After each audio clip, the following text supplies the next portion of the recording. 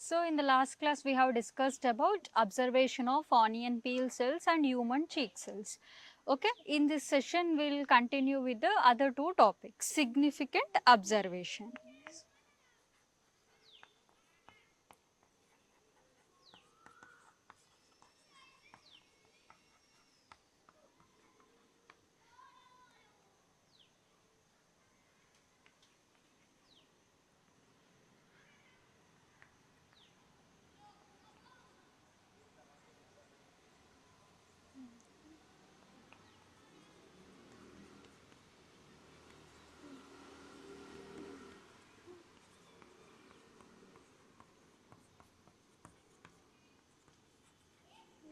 Okay, so we will continue with the other two topics, a significant observation and observing nucleus in onion peel cells. First we will go with a significant observation. Okay.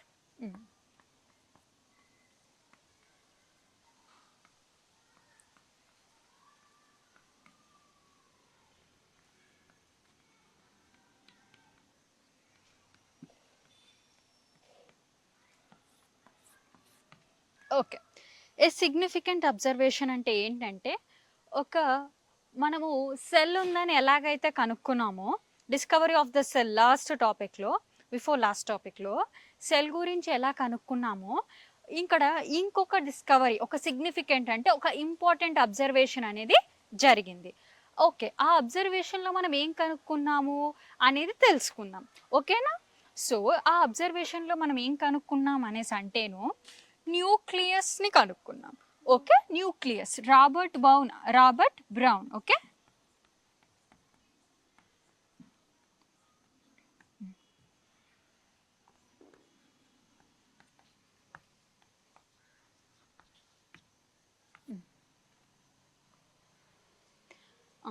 Robert Brown అనే scientist, ఈ scientist ఏం చేశారు, మన cell ఎవరు కనుక్కున్నారు, Robert Hooke కనుక్కున్నారు.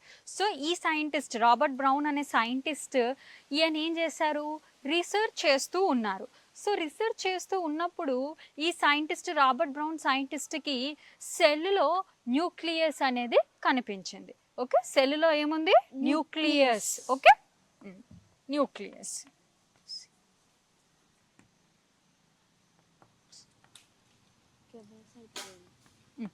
So he observed and identified nucleus. Nucleus అనేది ఒక సెల్లో ప్రజెంట్ అయి ఉంటుంది అని చెప్పారు. ఓకేనా?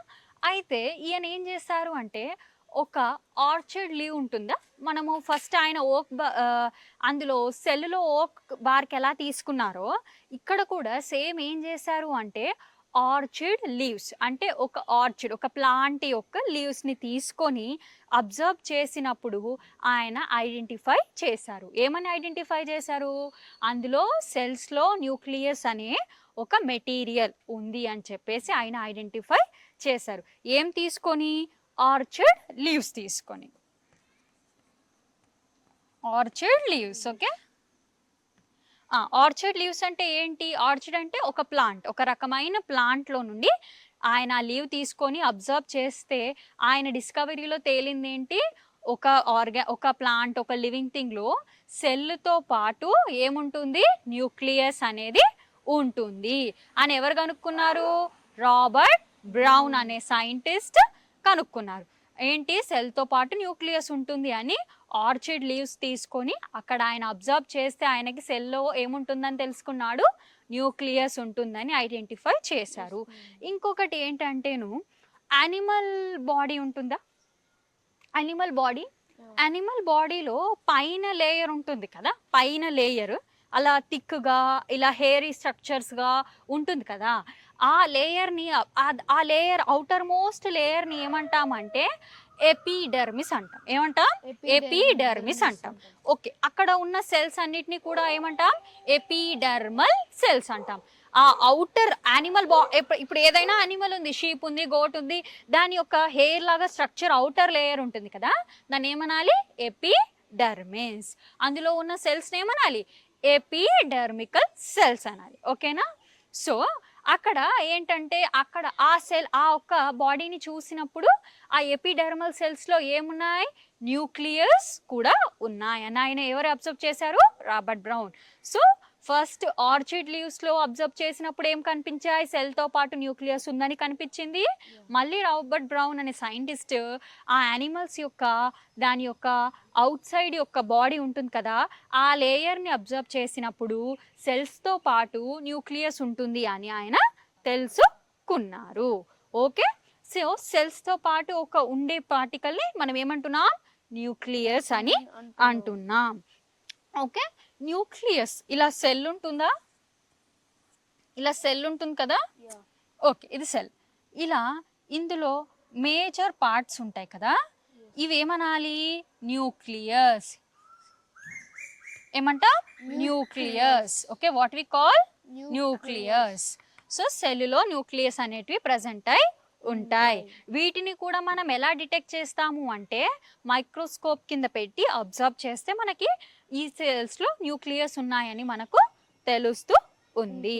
ఓకేనా, సో ఇక్కడ ఈయన ఏం చేశారు, ఒక అబ్జర్వేషన్ చేశారు.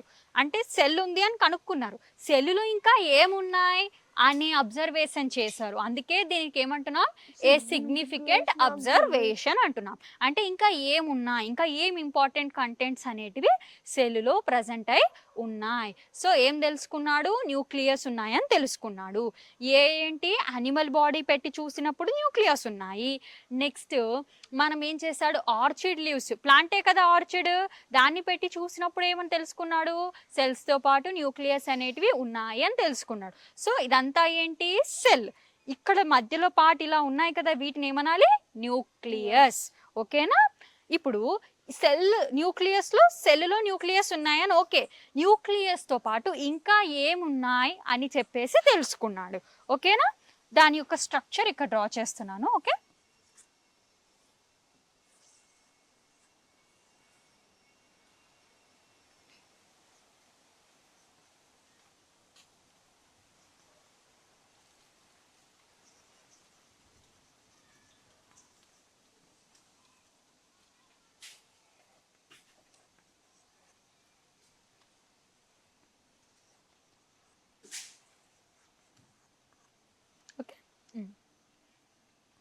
సో ఇలా వాల్స్ లాగా ఉన్నాయి కదా, వీటిని ఏమనాలి, సెల్ వాల్ అనాలి. ఏమనాలి, సెల్ వాల్.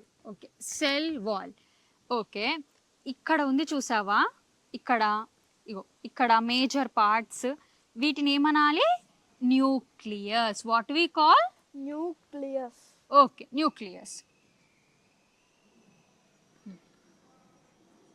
న్యూక్లియస్. సో ఇదేంటి, ఈ స్ట్రక్చర్, ఈ వాల్ ఏంటి, సెల్ వాల్. ఇక్కడ ఒక సెల్కి మధ్యలో ఏమున్నాయి, లైన్స్ లాగా ఉన్నాయి. సో వీటిని ఏమంటున్నాం, ఈ వాల్స్ సెల్ వాల్స్ అంటున్నాం. ఓకేనా, ఈ మధ్యలో పార్ట్ని ఏమంటున్నాం, న్యూక్లియస్ అని అంటున్నాం. సో ఇక్కడ ఈ ఫ్లెషీ పార్ట్ ఉంటుందా, ఇక్కడ ఈ వాల్ కి మధ్యలో ఈ ఫ్లెషీ పార్ట్ ఉంటుంది కదా, ఈ పార్ట్ ని సైటోప్లాజం అంటాం. ఏమంటాం, సైటోప్లాజం.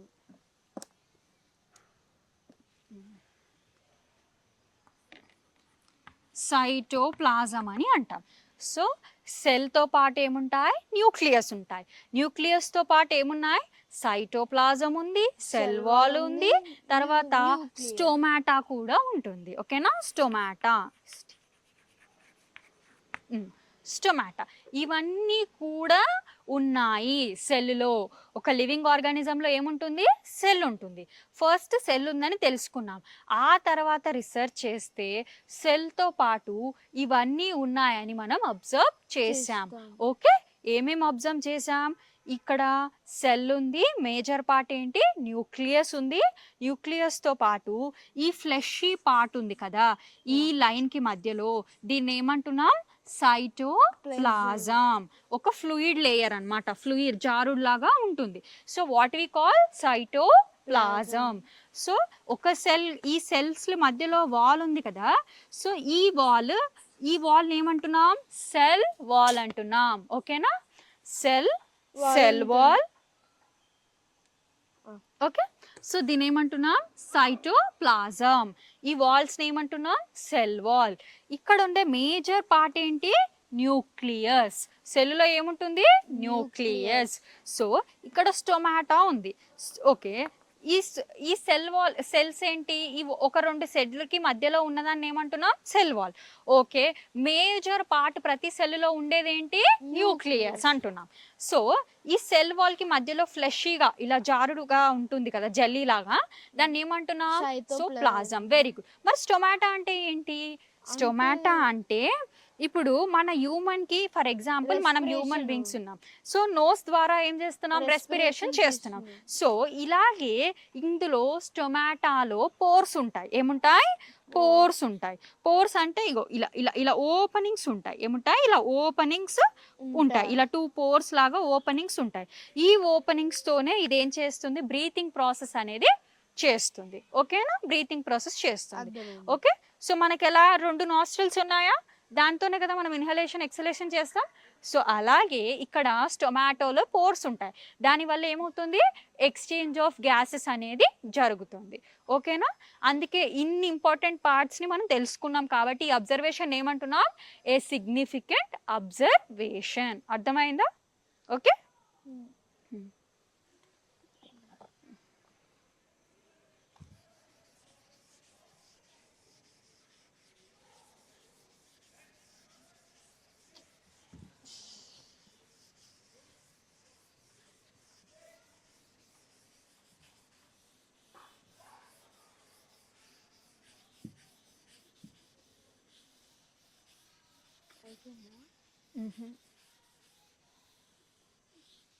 ఇందులో ఇంకో టాపిక్ ఉంది కదా. సో మనం ఈ సిగ్నిఫికెంట్ అబ్జర్వేషన్లో ఇంపార్టెంట్ ఆర్గానల్స్ ఏంటి అవన్నీ కూడా డీటెయిల్గా చదివాం కదా. సో ఇప్పుడు మనం ఏం చెప్పాం, అప్పుడు న్యూక్లియస్ ఉంటుంది సెల్లులో, ప్రతి సెల్లులో అని చెప్పాం. సో ఇక్కడ ఆనియన్ పీల్ సెల్స్లో న్యూక్లియస్ ఎలా ఉందో స్టడీ చేస్తాం. Okay okay yeah.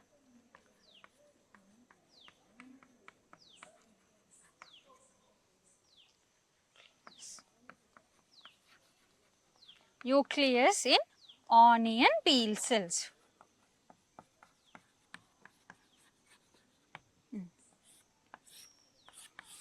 ఓకే, మనం ఏం చేస్తున్నాం సేమ్ మనం ఆనియన్ పీల్ ఎలా అబ్జర్వ్ చేసామో ఇన్ ద లాస్ట్ క్లాస్లో observing of onion peel cells అన్నాం కదా. సో సేమ్ అలాగే మనం ఏం చేస్తామంటే ఫస్ట్ ఆనియన్ని తీసుకుంటాం, దాన్ని మనం కట్ చేస్తాం, దాని మొత్తము పీల్ కూడా రిమూవ్ చేస్తాం, పొట్టు తీసేసి మనం ఏం చేస్తున్నాం దాన్ని ఒక స్లైస్ తీసుకుంటాం, ఒక థిన్ స్లైస్ తీసుకొని స్లైడ్ మీద పెట్టేస్తాం. సైడ్ మీద పెట్టిన తర్వాత అప్పుడు ఒక drop wise little amount of water అనేది యాడ్ చేస్తాం. ఓకేనా, యాడ్ చేసి కొంచెం సేపు దాన్ని అలా పక్కకి పెట్టేస్తాం. సో పక్కకి పెట్టినప్పుడు మనకి ఏమవుతుంది అది అలా కొంచెం సేపు ఉండిపోతుంది. అప్పుడు ఎక్సెస్ వాటర్ ఏదైనా ఉన్నాయనుకో అప్పుడు మనం ఫిల్టర్ పేపర్ పెట్టి వాటర్ అంతా కూడా రిమూవ్ చేస్తాం. చేసిన తర్వాత ఏం చెప్పాను మనం ఏం చేస్తానన్నాను డై సొల్యూషన్ యాడ్ చేస్తాం. డై సొల్యూషన్ ఎందుకు యాడ్ చేస్తాం కలర్ అంటే మన యొక్క స్ట్రక్చర్ అనేది క్లియర్గా ఐడెంటిఫికేషన్ కోసము మనం ఏం చేస్తాం మనము డై సొల్యూషన్ అనేది యాడ్ చేస్తాం. సో సేమ్ అలాగే మనం ఏం చేస్తాం పీల్ తీసుకున్నాము, కొంచెం సేపు దాన్ని మనం క్లీన్ చేసి సోక్ చేసాము, ఎక్కడ స్లైడ్ పైన సోక్ చేసాం. స్లైడ్ పైన సోక్ చేసిన తర్వాత అందులోకి ఏం సొల్యూషన్ తీసుకున్నాం డై సొల్యూషన్, సాఫ్రనిన్ లేదా మిథిలిన్ బ్లూ ఏ డై అయినా తీసుకొని వేసాం. వేసిన తర్వాత ఏం చేసాం అబ్జర్వ్ చేసాం. అబ్జర్వ్ చేస్తే మనకు ఇలా స్ట్రక్చర్ అనేది కనిపిస్తుంది. ఓకేనా,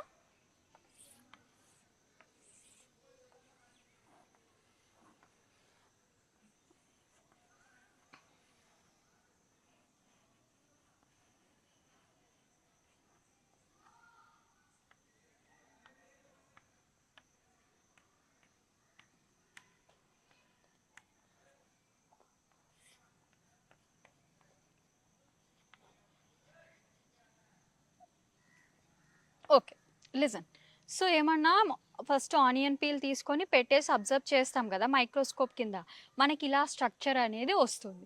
ఇలా స్ట్రక్చర్ వచ్చినప్పుడు ఈ మధ్యలో ఇలా డాట్స్ ఉన్నాయి కదా, మనం ఏ సొల్యూషన్ వేసాం? డై సొల్యూషన్ వేసాం.